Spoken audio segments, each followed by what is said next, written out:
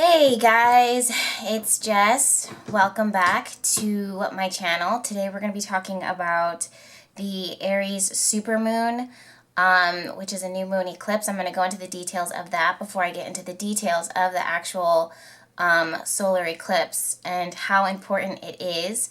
But if you're new to the channel, I want to welcome you. Thank you to those who are just stopping in for the first time. It is my pleasure to see new faces, new comments, new likes popping up on the channel and also on Instagram, BehatiLife. Also, a huge thank you to those who have been sticking with me for years, but then also who have been with me for the last year and a half or so on Instagram and are now migrating over to the YouTube channel, which I've created in order to answer all of your questions and concerns about these solar eclipses, these new moons, spirituality, tarot, all types of different things. Empowerment, healing, all different stuff, all different types of stuff. That's what you can find here. So a really, really, really big thank you to everyone who joins me. So before I get started, I wasn't fully 100% sure that I was going to do this video because there has been so much change and transformation that's been going on in my own personal life. But there I was, living my life, washing the dishes, and I just was like, you know what? We're going to do this. We're going to do this. We're going to make this video. I felt like I should come to you guys and talk to you about it, and I just thought that it was going to be great. So here we are. So if you see me looking down, it's because I'm looking at my iPad. Basically what this is a chart of, I don't know if you can see this or if the light's kind of like glaring at you, but basically what this shows me is a chart of the new moon, the moment that it happens.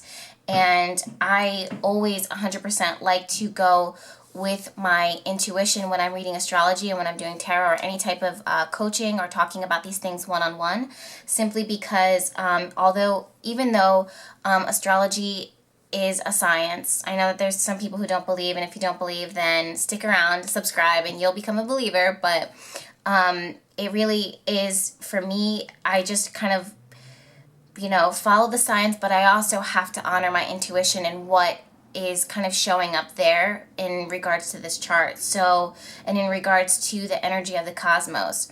So before I go into the details, another thing I want to say is that there are no such thing as bad new moons or bad full moons or bad energy or, I've been hearing a lot of things lately about, well, this isn't my new moon, this isn't my full moon. They're all designed for all of us to use and to capitalize. Now, even though this new moon falls in the sign of Aries, does that only work for Aries or those who are fire signs? No, it works for all of us. Basically, what the universe with the astrology and the stars was created was to show us these doors that are opening or doors that are closing or opportunities or areas for growth and change and transformation.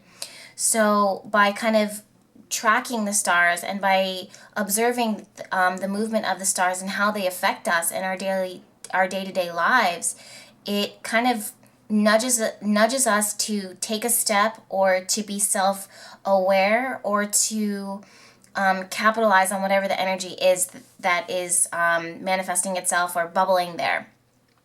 So that's why, that's one of the reasons why we look into these things, is just to see how what's going on externally and also how it affects us internally.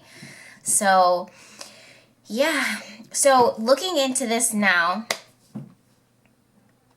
I want to say, for those who are brand new or need a little bit of a background on what is the difference between a new moon and a full moon and a supermoon, I'm just going to go into this really, really quickly just because there's a lot of people who do know the differences and they want to dive right into what it is that I see. So just give me 2 minutes and I'm going to, get this out for those who don't know, that way we're all caught up and we're all on the same page. So basically, what a new moon is the sun is sitting here and the moon comes and it sits right on top of the sun. So these planets are constantly moving and changing and moving in the universe. And this is when the sun and the moon sit right directly on top of each other. That is what a new moon is. And basically what happened is the people who have been studying the stars from the very beginnings of time realized that there was symbolism and an energy change, especially like the sages and the wisdom, the people who carry the wisdom, who were in tune with the earth and were the elders, the ones who were intuitively connected and guided. So they knew that there was an energy and that there was some type of change and transformation that happened during these times and during these periods.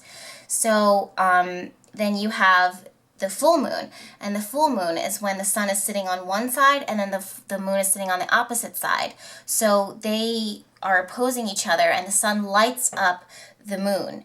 And when the sun lights up the moon, basically what it does is it kind of lights up any secrets. It illuminates the face of the moon. So anything that would be hidden or kept away from our sight, or would kind of not dim our senses, because when the moon is new, our senses are kind of heightened, but anything that we have been missing or that we're not aware of becomes apparent. Now, this will probably click for a lot of people when they're like, is this why people get crazy during the full moon? This is exactly why people get crazy during the full moon, because all those secret things and all of those, that veil that they have, that kind of that face, that mask that they keep wearing, it just kind of gets lifted and people just go crazy. They go buck wild when the full moon comes. So this just goes to explain. But so basically, during these times, they realized that when the full moon happened, that this was symbolic of these endings and things transforming and changing, and things that we needed to release and things that we needed to let go of, things coming to a head.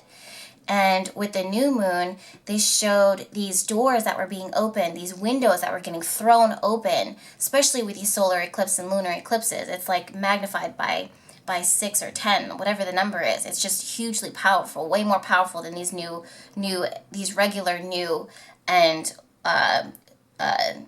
full moons. So yeah, so that just goes to show that. So, okay, so what is a supermoon? A supermoon is when the moon is so super close to the earth. Now, a lot of us will not be able to see the new moon simply because the new moon is blackened. You can't see it. There's a shadow between where the sun is sitting the earth and where the new moon is. And this is a time for us to energetically plant seeds, to start new beginnings, to set intentions, to think about the things that we want, to think about the things that we want to ask for, these new beginnings, these new ventures. And with the solar eclipse and with this supermoon, now the supermoon means that it's closer to the earth, and with the solar eclipse, it just kind of like intensifies and magnifies that energy. We really want to capitalize on this energy in order to create this, to plant the seed for incredible manifestation to come into our lives now. All right, now this is something that I've been doing for a very long time, and manifesting and setting intentions and praying and tracking the moon and tracking the phases, and also making journals and notes of how it affects me, and that's something that I want to encourage you to do. But where these full and new moons fall in the chart, or in the universe, it kind of shows doorways that are being opened now, or things that are being closed, things that challenge us, things that areas for us to grow, or ways for us to expand, or things for us to consider, reminders, especially of the past. So there's a few things that I'm looking at the chart that kind of stand out to me. And first and foremost, it's the fact that the moon and the sun are sitting right on top of each other, starting this new beginning, this new door that's opening, this new seed that gets planted in the sign of Aries. Now, I myself am a Virgo Libra. So if you know anything about astrology or horoscopes, you've probably heard that Virgo and Aries, they don't really play well together. But again, like how I said earlier, when you look at these planets and these new moons and the full moons, it's not so much which planet works best, which sign works best with these moments. We all have Aries sitting in our chart somewhere. So in somewhere sitting in our chart, there's Aries there, and there's a doorway where this new moon is happening, and this doorway is opening.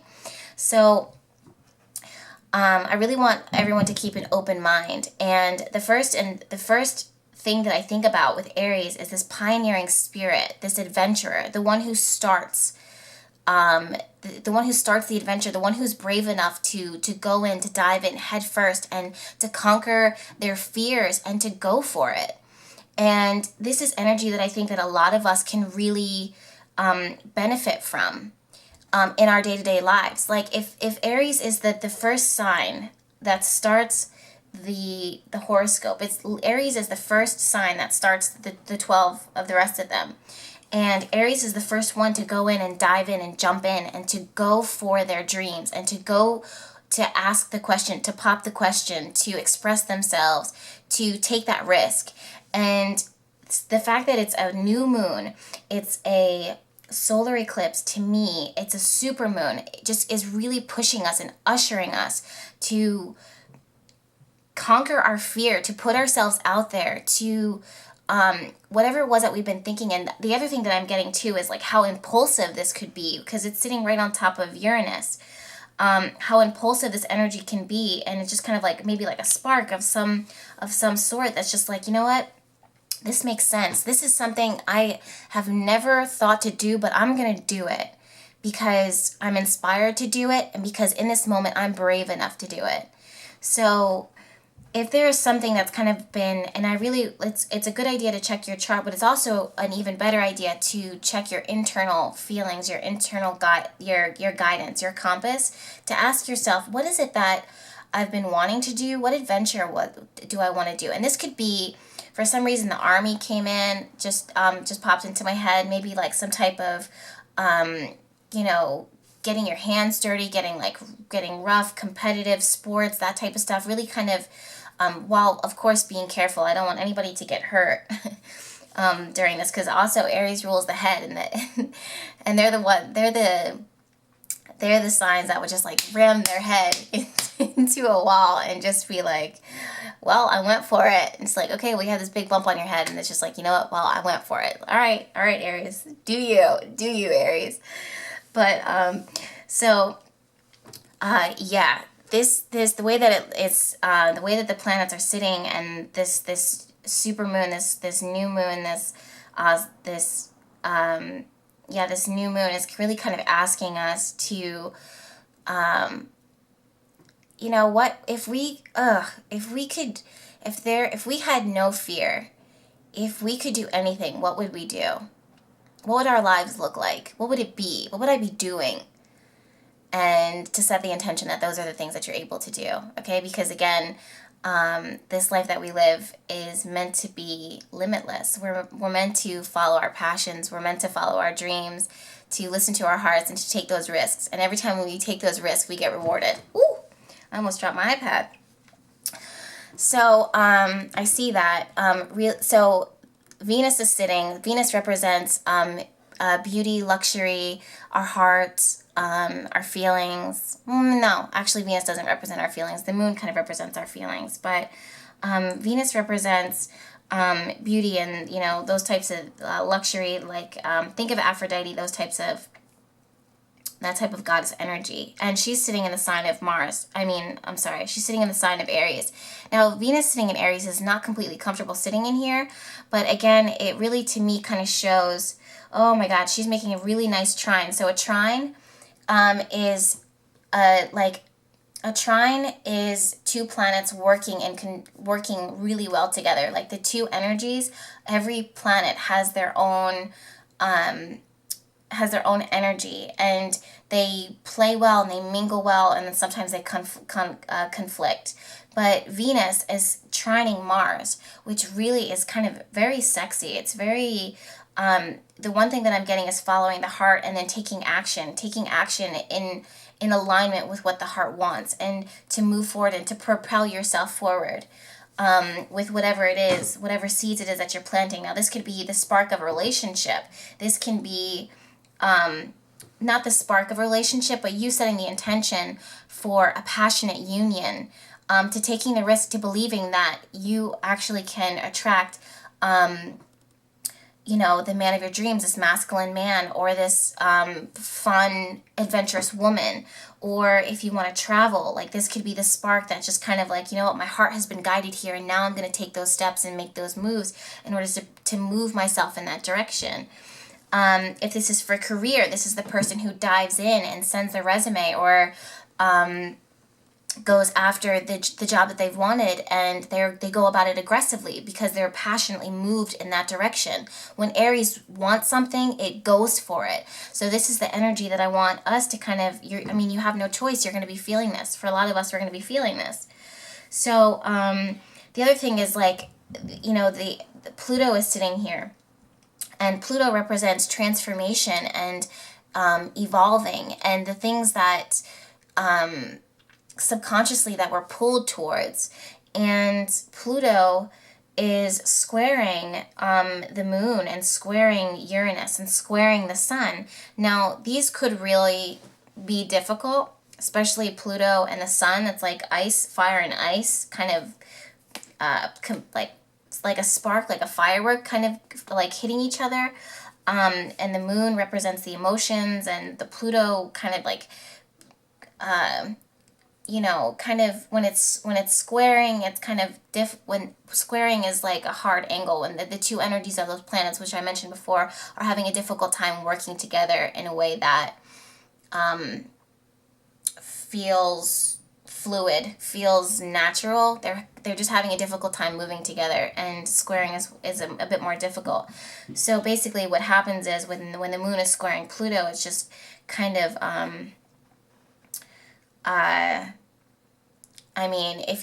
it can bring like it can bring like just kind of I don't want to say not mood swings, but it can just kind of like mentally kind of like muddy you up, or make you feel like you and the other thing too is, like, if you set your sights on something and you're going for it, it's almost like a little bit obsessive, where it can be a little bit detrimental to the way that you feel and the way that you would normally go about doing things. I hope that makes sense. But basically, what I don't think that there's ever really a negative aspect. It just kind of shows the energy and how we can use it to work for our benefit.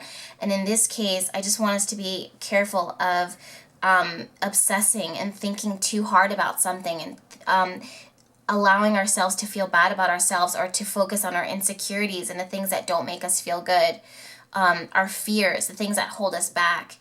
And because at the same time, with this kind of like, the sun represents this life energy, and Pluto just kind of combating it, it can create like a little bit of an explosive energy sitting right on top of Uranus, which I don't particularly, it's not particularly exciting, but it can really be that spark that just kind of gets you going and sets that ball rolling. So if you do decide to, if you are setting this new seed, if you are planting the seed of intention, be careful to steer, like, watch your thoughts and watch your feelings. If you feel insecure, if you start to feel like you're beating yourself up, or that it's almost like, not self-hatred, but what's the best way of saying it? Not self-hatred, but just be mindful of the way that your inner thoughts and how you're communicating with yourself, and the words that you use. Be supportive of yourself. Be compassionate with yourself. Actually be the one to believe in your dream. Whether the externals believe in it, other people in the world, whether they believe in your dream or not. Believe in your dream. Believe in your fire. Believe in your passion. And take it seriously. But at the same time, don't beat yourself up if you make a mistake, or don't rip yourself apart, or speak ill of yourself, and even spread negativity to others. Just kind of be mindful of the words and the thoughts that are going on in your environment. Those are things that I want you to be careful of. The other thing that I do want to warn about speed. And remember how I said earlier with like Aries just kind of rams their head into the wall? I just want us to be careful with like accidents, doing any type of reckless activity or reckless sports. I think that that's something that we should be aware of during during this time. For some reason, that's kind of coming up. So I just want you to be cautious with that. If you are, it's kind of like the vision that I'm getting is kind of like someone who's skiing and they're like pushing themselves down this slope, and then they just like go. They're like, the more that they go, it's like the slope is icy or something, and they just keep on building up speed. They keep on building up speed where they're at this dangerous speed, like speed moving forward, and it just kind of gets dangerous. So be mindful of that energy within your own life. So no speeding. If you feel like in any way, now this could be a metaphor or it could be literal. Like, I don't know if you're on a ski slope somewhere and this is a message that you need to hear, or something that would make sense for you, or if it's like simply just a metaphor, like I said before. But just be mindful of doing anything that could be potentially hazardous to your health or put you in danger. So that's something that I want to share and I want to say really quickly. The other thing that I want to talk about really quickly is Saturn being retrograde right now. Now, I've been doing a lot of coachings for people, not this week, but the week before this week. Now, it doesn't like, what is time if you're watching this video from, after this new moon passes, but so I've been doing a lot of readings for people, and I've been doing a lot of coaching sessions, and also talking to my friends and my family, and also my own experiences in my internal life. And there's a lot of obstacles that are presenting themselves this month of April and the last month, January, February, March, April, so of March. And the reason for this is, well, first you're going to see it in relationships, you're going to see it in health, you're going to see it in just life-changing circumstances, things that are out of our control but somewhat within our control. So like our health. If you haven't been taking care of yourself up until this point, and you knew walking into this that you should have been taking better care of your health, you're just going to start seeing the signs of it now. If you have been neglecting any area of your life, or if you've been neglecting yourself, you're going to start seeing the signs of this now. And why is this? Because Saturn is moving retrograde, and it is putting... Saturn is like one of my favorite planets, to be honest with you, but it's also a very serious, and it's like the mentor, the planet that is a little bit more stoic and more serious, and just says, look, you have to finish your dinner before you get dessert. You have to do your homework. If you want to become a doctor, then you have to go to school for it, and you have to apply yourself, and you have to go in, and you have to focus. You have to be dedicated. You have to be committed. That's what Saturn is. So, and that's what Saturn represents. So now that Saturn is coming in, the image that I'm getting is actually this thumb that kind of comes in and just kind of pushes on us and kind of like pushes us down. It's like this universal thumb is just kind of coming in and pushing on us, and it's this kind of weight. But basically, this is not for us to feel bad. It's for us to get our it's for us to get our lives in order. To get our lives, like to get it all together. That's what Saturn is doing. Now, I'm not laughing at anyone, because I know that so many of us are going through some trying times right now, and they're pushing themselves to learn these lessons and to evolve and to be better people, whatever that means for them. But that is exactly what Saturn is doing right now, is like asking you to be a better person, whatever that means, whatever will be ultimately for your highest and greatest good that you need to do, is something that we are returning back to now, and kind of, making the changes and making changes and transformations and shifting things and taking ourselves more seriously and taking our responsibilities more serious. Saturn is now asking us to move back and to look at these things in the past and to address them. If you have health issues that are coming up, it's time to go see the doctor. Now, this is not to scare the crap out of you, but this is to tell you that your health is very serious and your health is very important. Your health is your wealth. If this is showing up in relationships, this can show you asking yourself, is this the committed partnership that I see for myself? And if the answer is no, and this is something that is becoming apparent to you now as Saturn is moving retrograde, then honor that and don't have fear. Don't have fear, because when Saturn moves forward, you start to make better decisions for yourself. And don't ever forget that the universe always and will always will support you in all the decisions that you make, and that you should never have any fear. And when you take these risks, you get rewards for them. So with Saturn moving retrograde right now, that's something that's been showing up. Also, it's just, I really want to hear what kind of shows up in your life, you guys, during this new moon, supermoon time. So just because of the way that Saturn is sitting, I'm really interested to see what it is that is going on in your life and what it is that you're turning back to. Also, don't feel bad about any of these things.